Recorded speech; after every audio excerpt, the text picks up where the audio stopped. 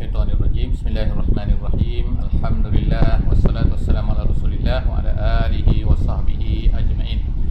Bersyukur saya kepada Allah Subhanahu wa taala, salawat dan salam kepada Nabi Muhammad sallallahu alaihi wasallam. Alhamdulillah pada hari ini saya akan membentangkan dalam seminar ini dalam Icon IMED yang ke-11. Pada kali ini saya Dr. Qamarul Salam bin Yusuf mewakili negara Brunei Darussalam daripada Universiti Islam Sultan Syarif Ali.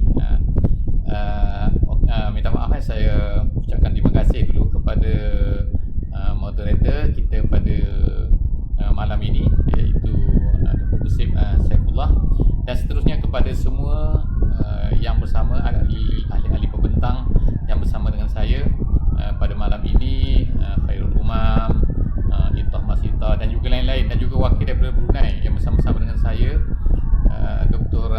Masriyati, Dr. Hajar Umi Faizah dan lain-lain.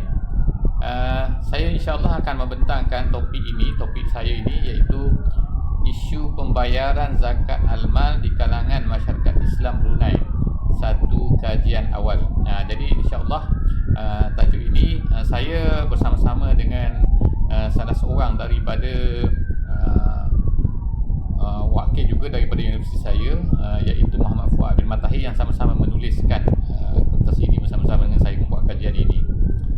Jadi seterusnya inilah saya masuk kepada mukadimah, iaitu kertas ini. Dalam kertas ini sebagai mukadimahnya, saya akan cuba ceritakanlah sikit, sentuh bagaimana kaitan di antara zakat ini dengan kehidupan dan ekonomi umat Islam pada hari ini. Yang keduanya, zakat ini sangat besar, sangat luas, dan bukan hanya terhad kepada fitrah semata-mata, tapi dia merangkumi pelbagai harta-harta yang dimiliki oleh masyarakat Islam pada zaman dahulu.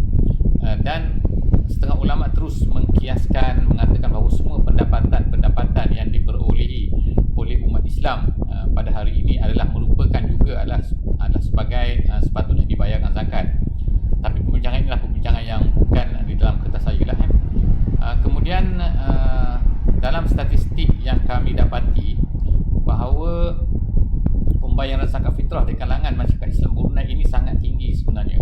Hampir kita boleh katakan hampir 90% daripada masyarakat Islam Brunei ini membayar zakat fitrah. Dan kemudian seterusnya, tetapi zakat selain daripada zakat fitrah mempunyai sedikit kita katakan masalah dari segi pembayarannya. Jadi inilah sebenarnya pada kertas ini saya akan ceritakan, saya akan bentangkan perkara ini. Jadi kajian yang kami buat ini adalah untuk melihat sekadar mana ataupun apakah masalah-masalah yang menyebabkan berlakunya kurang persentase pembayaran zakat fitrah, minta maaf, zakat yang bukan fitrah di kalangan masyarakat Brunei Darussalam. Jadi itulah lebih kurang, dan kami telah melakukan beberapa metod yang insyaAllah saya akan ceritakan sebentar lagi. Sebagai mukadimah juga boleh saya katakan, iaitu fungsi zakat. Saya nak ceritakan sikit tentang fungsi zakat. Dia adalah rukun Islam, salah satu dari rukun Islam, dan kemudian faedahnya semua kita tahu. Saya rasa dari segi yutahhir wa yuzakki, iaitu dua perkara yang disebutkan oleh Al-Quran, sebagaimana Allah Taala sebut khudz min amwalihim, ambillah daripada harta mereka. Jadi dia mempunyai dua ni. Jadi ertinya dari segi luaran dan juga dari segi dalaman, membersihkan hati dan membersihkan jiwa. Dan kemudian dari segi ekonominya, ia adalah satu benda yang hebat, kerana dianya adalah satu alat yang ajaib, kalau ikutlah dalam masyarakat Islam ini, yang tak ada dalam masyarakat lain, iaitu dia akan menjadikan masyarakat Islam ini akan stabil. Dan kemudian satu perkara lagi adalah bahawa dia akan menolak Muslim itu bekerja lebih lagi lah, kerana bukannya zakat ini akan menyebabkan orang itu akan malas dan sebagainya. Jadi seterusnya ialah dari segi kejayaan. Kalau kita lihat dari segi sejarah umat Islam dahulu, di zaman sejak daripada zaman Nabi SAW, zakat ini diwajibkan semasa Nabi berada di Madinah, dan kemudian selepas daripada itu berlaku pelaksanaan zakat ini di kalangan masyarakat Islam. Dan kita lihat bahawa keberjayaan sangat-sangat dahsyat semasa zaman Sayyidina Umar sendiri, di mana banyak harta zakat ini lebih.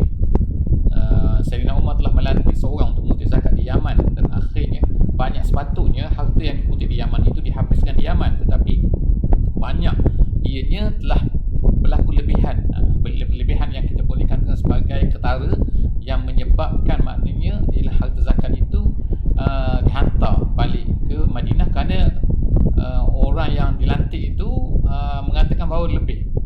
Jadi ini juga berlaku dalam kisah yang kita boleh lihat, iaitu kisah Umar bin Abdul Aziz, iaitu di zaman seorang khulafah Umayyah, yang mana harta iaitu Yazid Abdul Rahman inilah seorang pengumpul zakat di Baghdad dan dia menuliskan bahawa harta lebihan zakat itu sangat-sangatlah banyak, menyebabkan dia terpaksa hantar ke ni. Tapi Umar bin Aziz kata berilah dan seterusnya. Jadi apa yang kita boleh tengok dalam masyarakat Brunei yang saya tengok sekarang ini, apa yang dalam kajian kami ialah kenapa masalah ini kan, iaitu masalah kenapa kekurangan pembayaran zakat al-mal. Al-mal ni maksudnya ialah zakat bukan fitrah. Benda ini sangat ketara lah. Jadi kajian yang kami buat menggunakan, kita kata adalah metod, iaitu dua metod, iaitu kami menggunakan metod kualitatif dan juga kuantitatif. Sambil kami melakukan interview, temu ramah dalam bahasa Melayunya, dan juga di samping itu kami melakukan kaji selidik.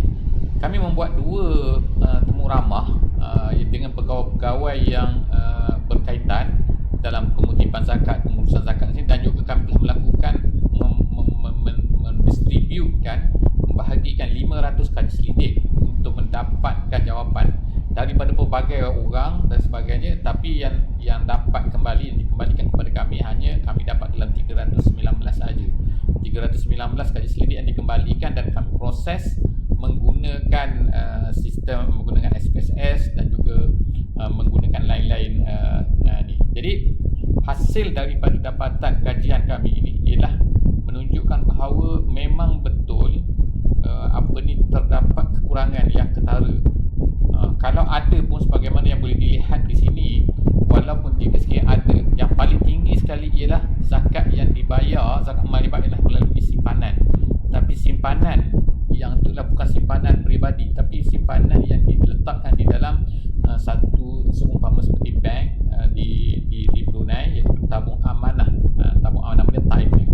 Taib ni satu tabung amanah di mana orang simpan duit di situ, dan dia telah membuat pembayaran zakat daripada situ.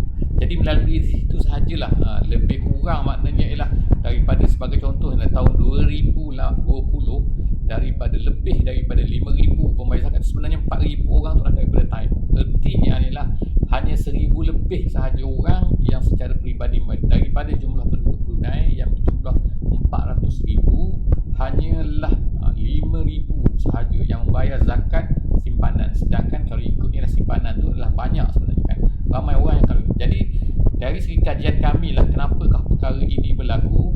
Ini adalah bentuk-bentuk lagi responden yang kami dapat lah, yang saya tak ceritakan lah dengan detail. Tetapi selepas daripada hasil ini, maka kami telah membuat beberapa cadangan lah. Yang pertama sekali, pengubahan balik struktur organisasi yang mungkin yang lebih dari segi pengutipan zakat mesti dicantikkan. Dan yang keduanya ialah menggunakan teknologi moden. Memang di Brunei baru diperkenalkan selama 2 tahun, iaitu menggunakan teknologi moden dalam pengutipan, iaitu melalui menggunakan handphone, pembayaran dengan handphone. Tapi banyak lagi cara-cara lain yang insya-Allah yang akan kami kemukakan untuk supaya meningkatkan lagi. Dan yang ketiga ialah undang-undang, kerana tidak ada undang-undang selama ini yang bagi undang-undang bagi zakat al-mal, zakat pembayaran zakat al-mal ni yang dikuasakan. Jadi perkara ini dalam cadangan lah, supaya dikuasakan orang-orang yang tak bayar zakat ni sepatutnya kena ambil ni. Supaya ini apa yang dibuat oleh, sebenarnya bukan dibuat oleh para ulama terdahulu di kalangan para khulafa ar-rasyidin dan sebagainya, sebagaimana yang berlaku kepada Saidina Abu Bakar kan, yang pergi mengambil duit zakat ni. Kalau orang tak nak bayar, maka dianggap itu adalah satu kesalahan lah. Kemudian lagi ialah kerjasama semua badan yang terlibat, sama ada badan badan syarikat telekomunikasi ataupun media sosial ataupun media-media kan, TV dan sebagainya, untuk semua bekerjasama untuk menyedarkan masyarakat. Yang kelima tu ialah dari segi kesedaran masyarakat. Artinya maknanya kita